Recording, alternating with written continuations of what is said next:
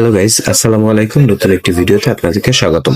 এই প্রচন্ড শীতে সকলের জন্য সুখ ও শান্তি বয়ে আনে না।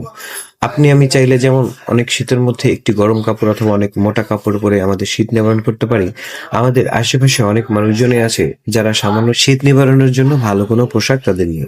ভিউয়ার্স, আপনাদেরকে আমি আজকে দেখানোর চেষ্টা করব বইটাকাটা বাজারের প্রতি শনি ও মঙ্গলবারে কিছু ভিক্ষুক নরমালি ভিক্ষা করার জন্য আসে।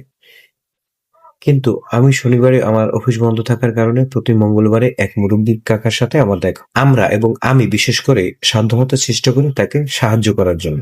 কিন্তু ওনার বিষয়টা একটু বেশি প্যাথেটিক। সেটা হলো, উনি যেমন বাক প্রতিবন্ধী তেমনি শারীরিক প্রতিবন্ধী। বৃদ্ধ হয়ে গিয়েছে, একটা পায়ে সমস্যা থাকার কারণে ঠিক করে হাঁটতেও পারে না। উনি যখন ভিক্ষা চাইতে আসেন, মুখে একটা মাস্ক পরানো থাকে। গত রমজানের ঈদে উনি একটা কাগজে লিখে এনেছিলেন একটা কথা এরকম, আমাকে কিছু খেজুর কিনে দিবেন ইফতার করার জন্য।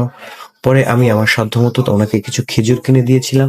এবছর শীতে নাজমুল স্যারের তত্ত্বাবধানে একটি কম্বল প্রদান করা হয় ওনাকে। এরপরে গত মঙ্গলবারে উনি যখন বাজারে এসে একটা কাগজে লেখা ছিল যে আমাকে একটা তোয়ালে কিনে দেবেন কিনা।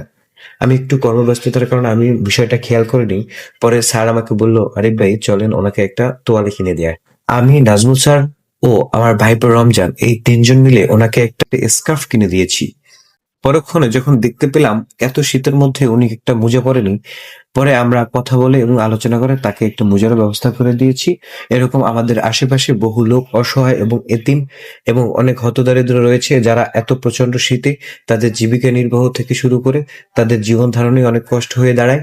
তাই আমাদের উচিত গ্রামের যারা মোটামুটি স্বাবলম্বী আছি তারা সকলের পাশে দাঁড়ানো। আজকের ভিডিও এই পর্যন্তই। ভালো থাকবেন সকলে। আসসালামু আলাইকুম ওয়া রাহমাতুল্লাহ।